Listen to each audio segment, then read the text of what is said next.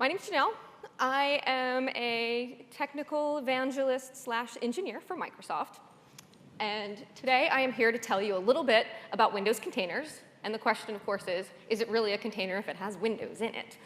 And I'm not here to make you think that whatever workloads you're running in a Linux container that you should, by any stretch of imagination, put it in a Windows containers, because that would be silly.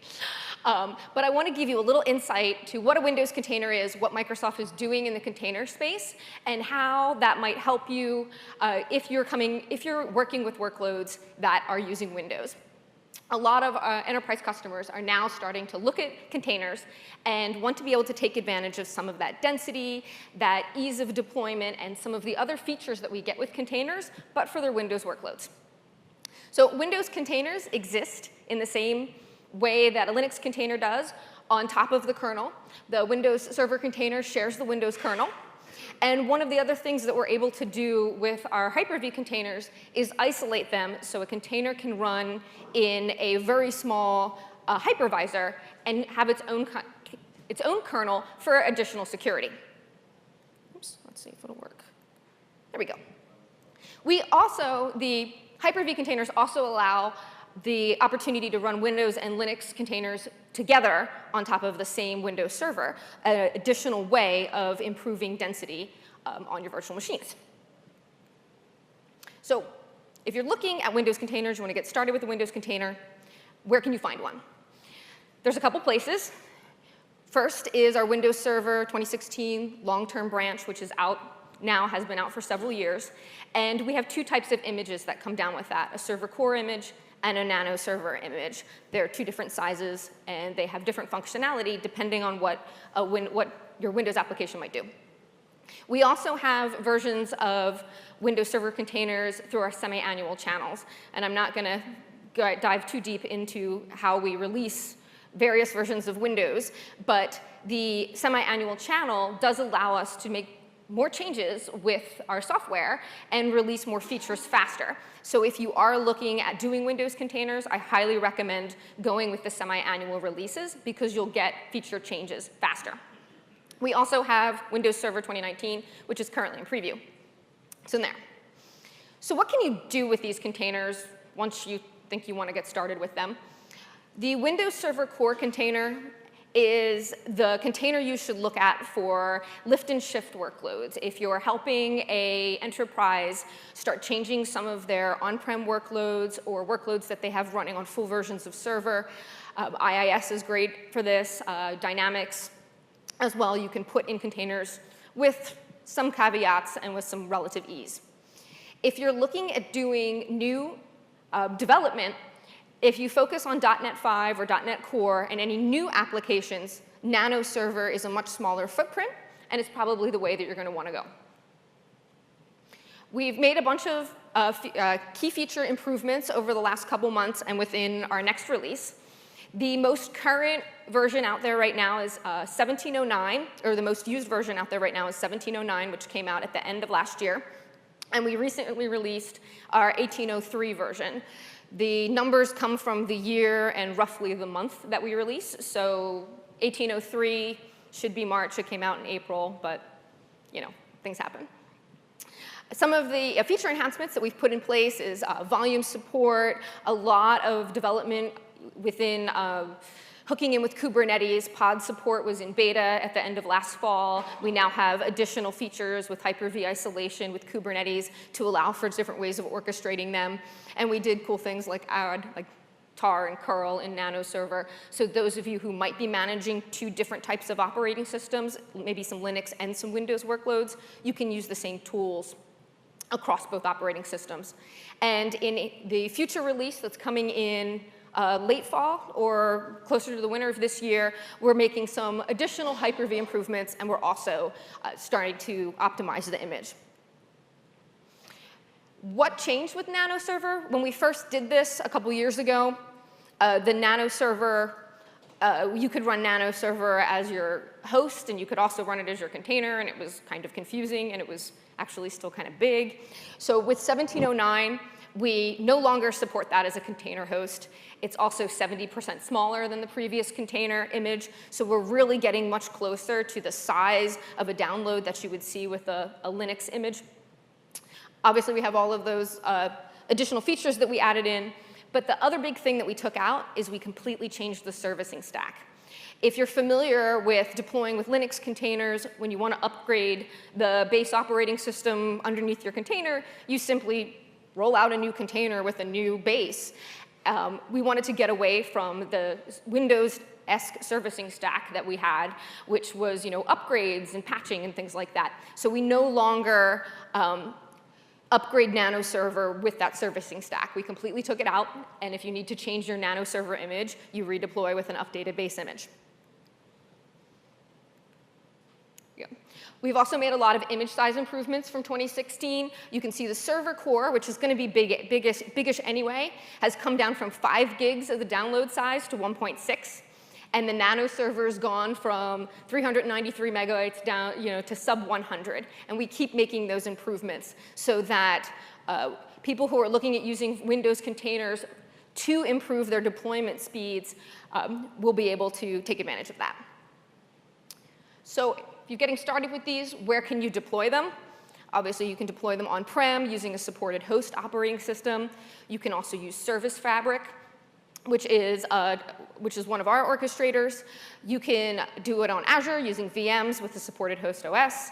And you can also use Azure Container Instances as a quick way to deploy a Windows container.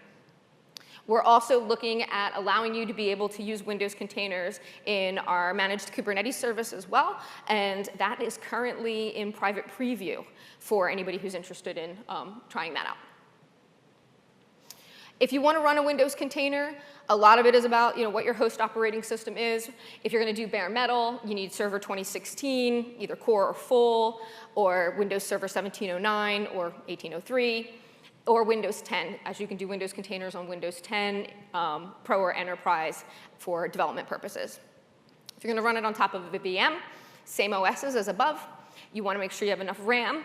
And if you want to take advantage of Hyper-V containers, you need to have nested virtualization enabled so that you can run that other mini hypervisor to run the kernel inside. And your base image choices are server core or NanoServer.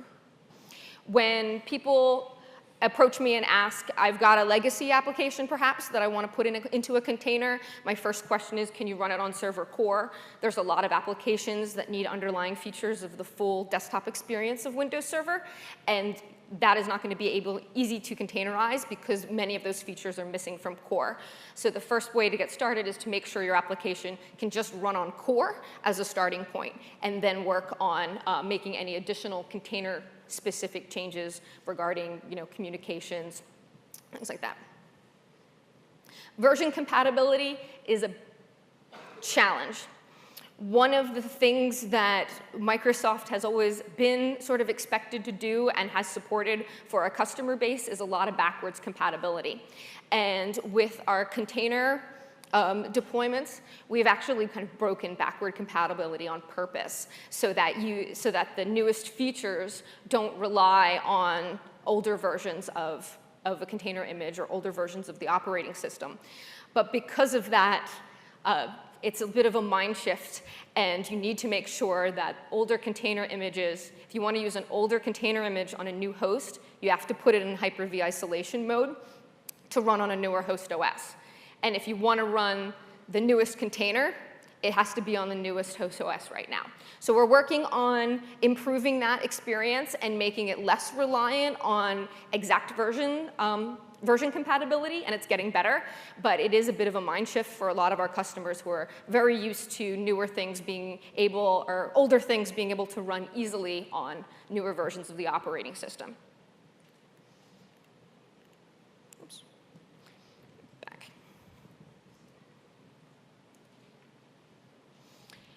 Images that are available, if you go to Docker Hub, we've got 2 sets of images available. We have Windows Server Core. The long-term servicing branch versions are available, as well as 1709 and 1803, and same for NanoServer. One of the interesting things that comes up with Windows workloads and Windows containers is, surprise, surprise, people who are using Windows workloads want their containers to do Windowsy things. If they wanted their containers to do Linuxy things, we tell them to build a Linux container. So one of the Windowsy things that people want their Windows workloads to do is actually be joined to the domain. And you can join them to the domain. Yes, sort of. It depends, which always seems to be the standard systems administrator answer to every question. It depends. And the way that we do that is actually with a group managed service account. So so Docker has made some feature enhancements to allow the ability to wrap a different credential specification around the container that it runs under. And it takes advantage of a domain-joined container host to access domain-specific permissions to do things. IIS works generally pretty well. Some of the other legacy workloads have some challenges to them. So Windows containers are essentially maturing. And I actually had a discussion with a customer yesterday he was like, well, why aren't they as good as Linux containers yet? And my answer was, well, Linux has had, 15-year head start, 20-year head start on this.